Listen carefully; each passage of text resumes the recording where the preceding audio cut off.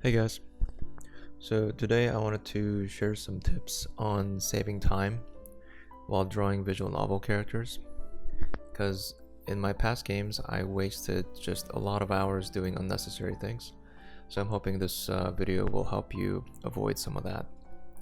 So the very first tip is to focus on the top half of the characters. So here you can see I just put down a horizontal line to see that's where the character is going to end. So for visual novels, the bottom half of the character is generally never shown on screen. So it's a really good idea to save that effort into just adding more quality to only the visual portion of each character. You can push that a little bit further if you want to zoom in the camera. And here you see even less of the character. So another thing the horizontal line helps you with is setting the character's heights. So here when I'm putting the next character down, I'm kind of comparing that with the first character in terms of height and just making sure that this character is going to be shorter as she is in the story. So doing all this in a single canvas, it lets me just compare the proportions of each character to one another.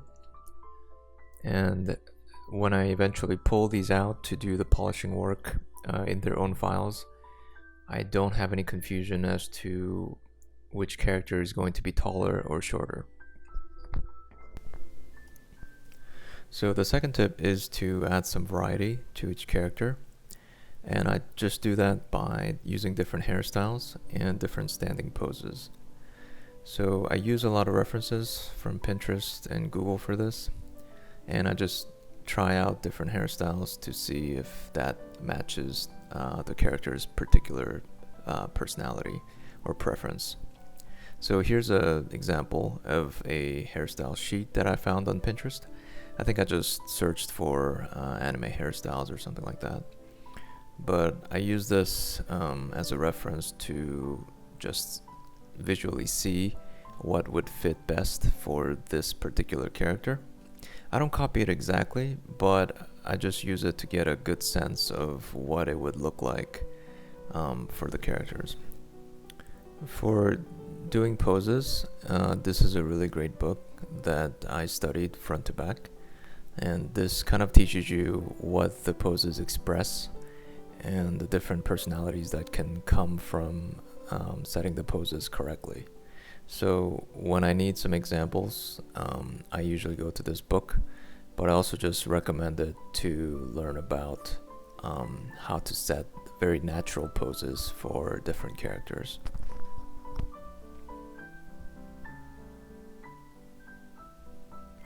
Another really great resource is this Body Chan. I use this for pretty much everything, for all the action scenes and all the different low angle, high angle shots. I really recommend this one. Don't use the wooden ones that they sell at the art stores. This one's infinitely better. Once I'm done with the sketches, I move on to doing the line work. So you can see I copied the sketches out into its own canvas. So this one's going to be a high resolution version where I do all of the polishing work. So I go ahead pretty typical fashion. I do the line work and I make some corrections to the hand, for example.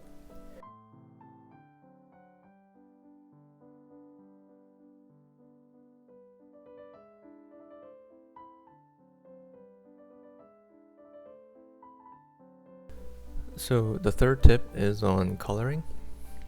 I'm pretty terrible with colors, so this is a little cheat that I use. I go into the hue adjustment and I just try out the different colors until I find the ones that match nicely with each other.